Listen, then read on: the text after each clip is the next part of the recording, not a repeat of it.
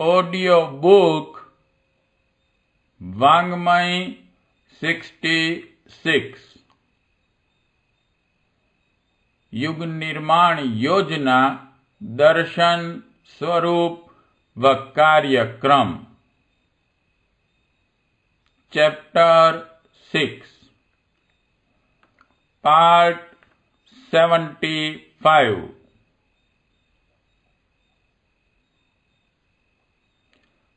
पशु बलि भारतीय धर्म पर एक कलंक।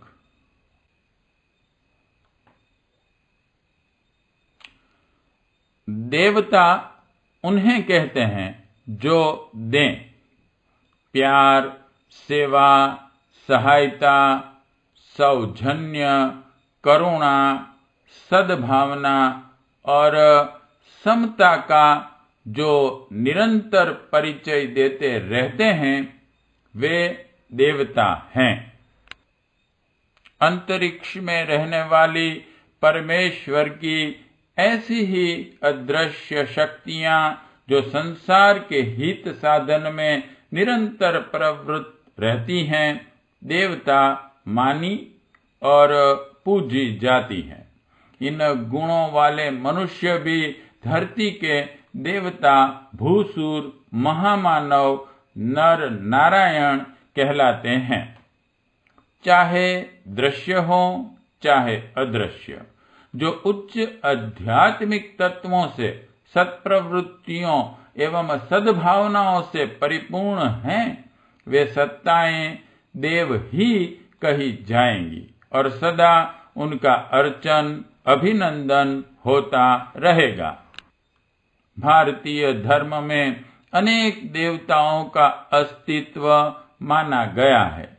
यह और कुछ नहीं, एक ही परमेश्वर की ऐसी विभिन्न शक्तियां एवं गतिविधियां हैं जो विश्व मंगल में निरंतर संलग्न हैं।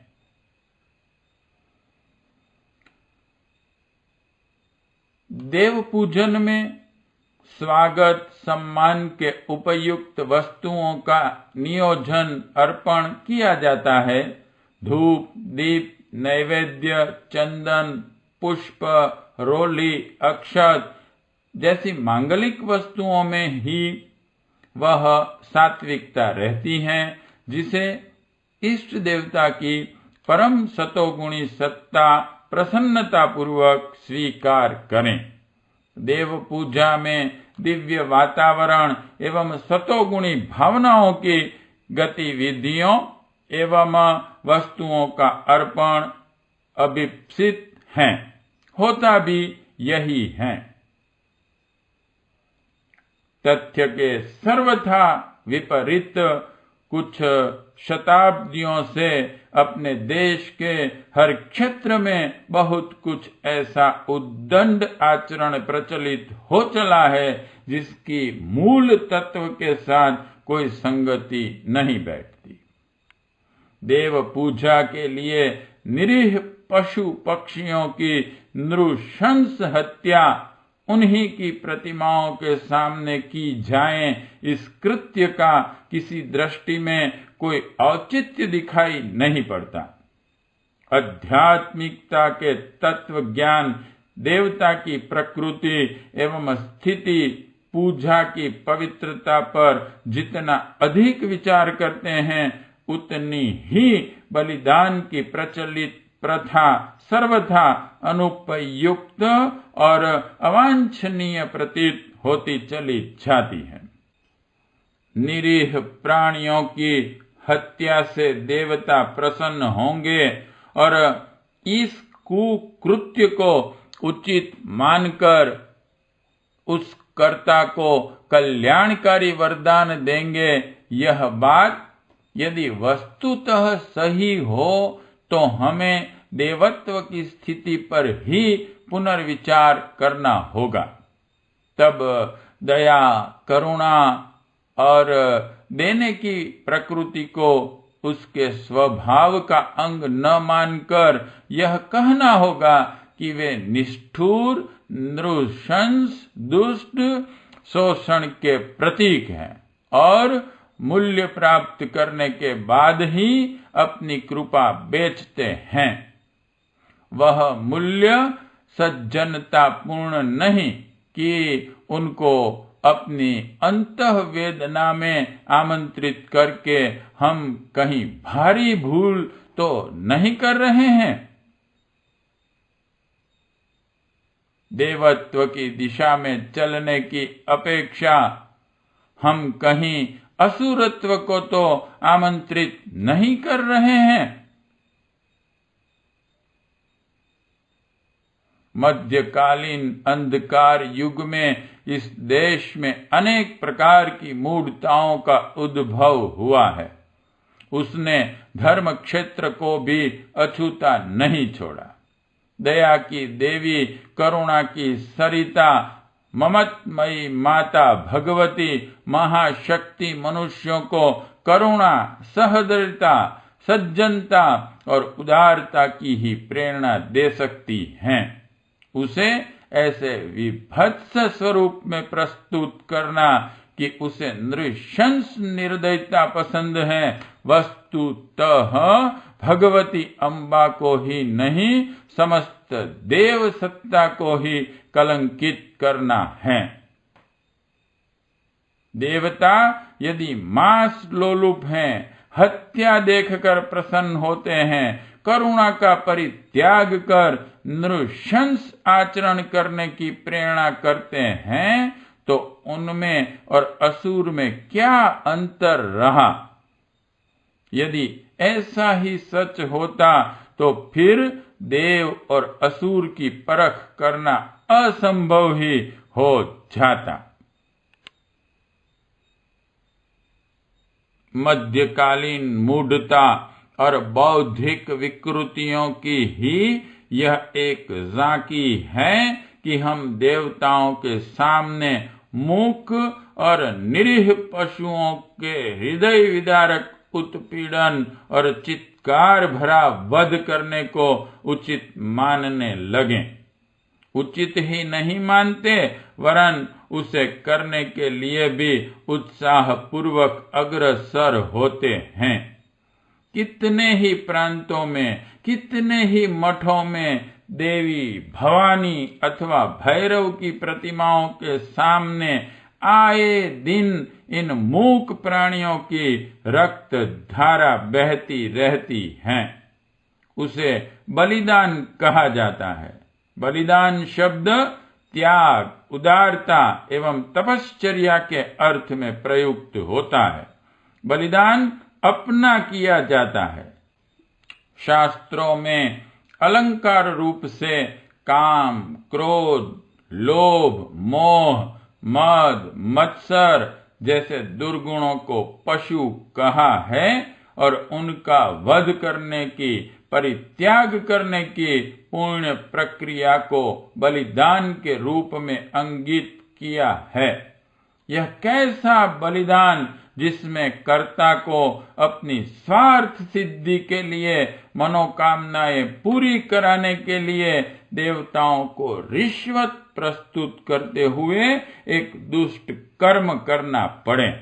देवता यदि किसी के प्राण लेकर अपनी क्रूरता को तुष्ट करने लगें और रिश्वत लेकर मनोकामनाएं पूरी करने लगें, तो हम फिर मनुष्यों के सामने घोर अंधकार ही अंधकार हैं।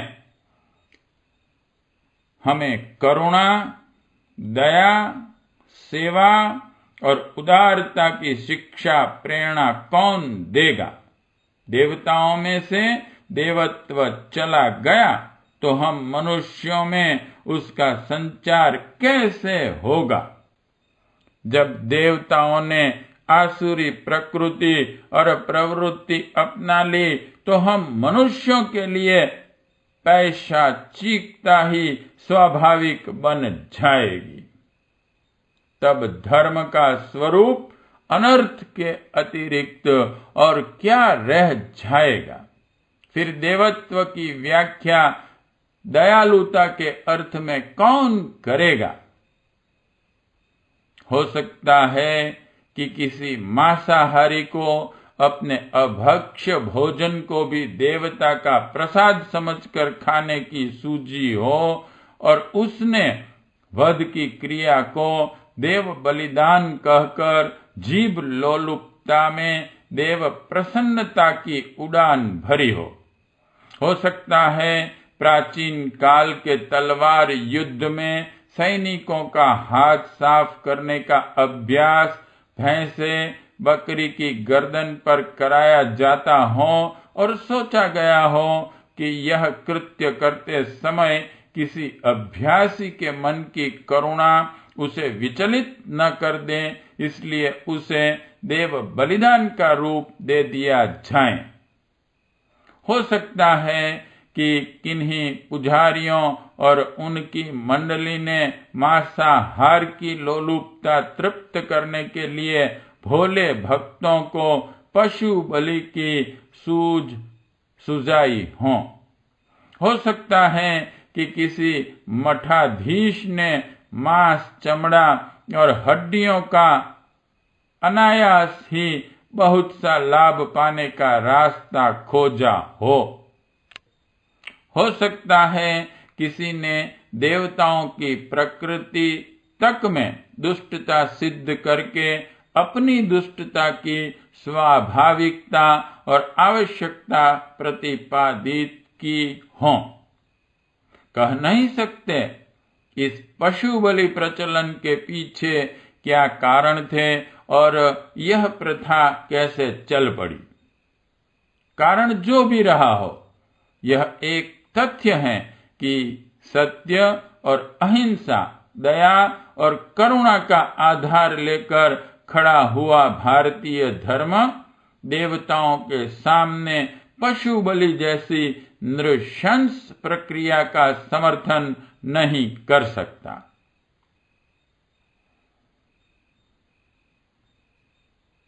हो सकता है कि किन्हीं पुस्तकों में संस्कृत के कुछ श्लोक इस समर्थन में जुड़े हों। उन्हें अवांछनीय तत्वों द्वारा की गई घूसपैठ या मिलावट ही कहा जा सकता है। ऐसे 2-5 श्लोक प्रस्तुत करके भारतीय धर्म की आत्मा को नहीं जुठलाया जा सकता। देवी सपना देकर या किसी अन्य प्रकार से ऐसा संकेत करती हैं कि मुझे हत्या और मांस द्वारा प्रसन्न किया जाए, यह कल्पना आदि से अंत तक निर्मूल है। जिस दिन देवी का हृदय इतना कठोर हो जाएगा, उस दिन देवी कहलाने का अधिकार ही न रहेगा। वरदान, अनुदान या आशीर्वाद जिस दिन मांस, मदिरा के मूल्य पर खरीदे जाने लगेंगे, उस दिन वरदान दे सकने वाली अध्यात्म शक्ति का संसार से पलायन हो जाएगा।